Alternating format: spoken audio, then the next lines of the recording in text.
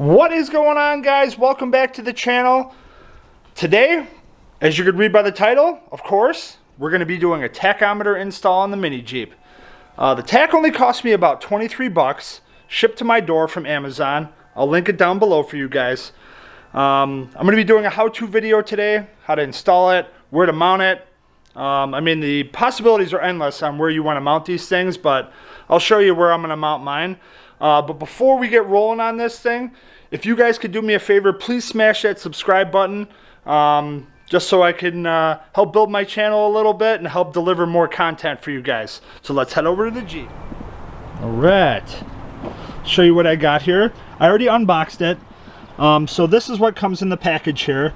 You're going to get the actual tachometer itself, a double mounting Velcro tape, and then you're going to get two little zip ties.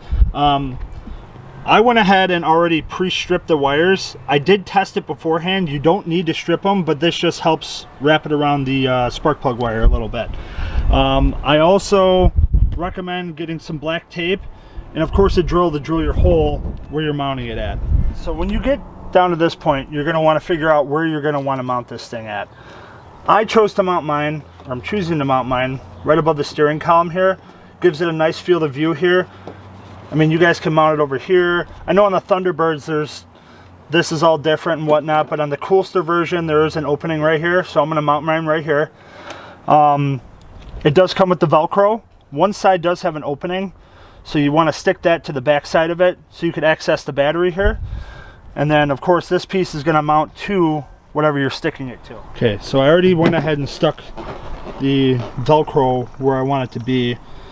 So we're going to place this right here, and then I'm going to look to see where the best point of drilling through is, which is right about here, and then I'm going to poke it through there. Now, of course, you guys could run it a little bit faster if you guys just want to throw one in here. Just stick it right here, just run the wire behind here. That should work out just fine as long as you tape it or zip tie it behind here. But I'm choosing to actually drill it through, so it'll give it that little extra clean look. And I can hear the comment section already. I know this is not a drill bit, but this works out really good. So we're going to place it right there. And it makes really super short work of it. I'm just going to pick that out of there. And we're going to feed the wire through.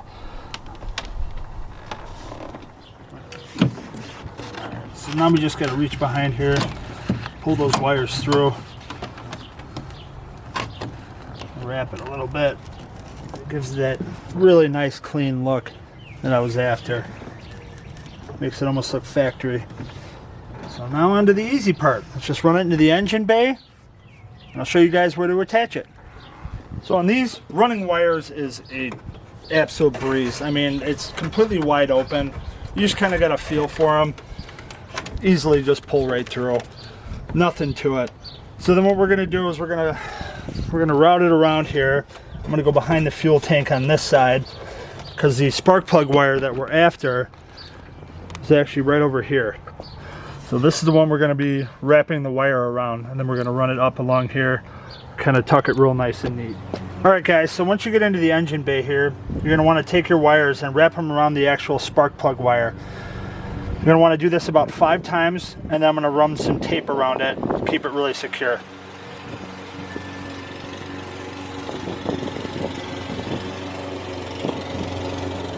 Alright guys, check that out. That is our final result. Can't see the wire, runs back behind. Ultra clean look. Let's fire her up, see if she works. Oh yeah.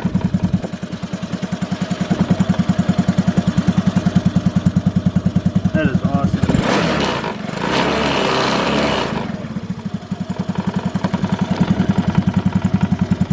So with this tach, it's got a ton of options that I still have to go through.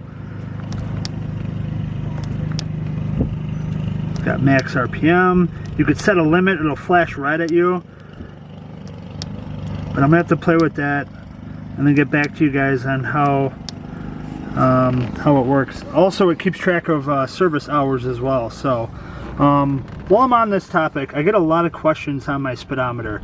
I got this one off of Amazon. It's called an E-Ling 35 mile per hour GPS speedometer. Super simple to install. I did have to modify the opening here a little bit to get it to work, but the install is pretty straightforward, positive, negative. I used the old wires that were behind here to install it. Actually, the worst part of this whole project was actually getting the old one out. So that's for you guys that had questions regarding my speedometer. Alright guys, so that's going to wrap up today's video. Like I said, super quick, easy install on this tachometer. It's going to make a world of difference just to monitor the engine and see what's going on. So that's also fun to play around with gauges. So again, if you guys could do me a favor, like I said in the beginning, hit that subscribe button for me. I'd greatly appreciate it. And if you guys have any questions regarding installs and how to do anything, don't hesitate to comment, or you guys can hit me up directly on my Instagram. That's at realprojects815 on Instagram. We'll talk to you guys later.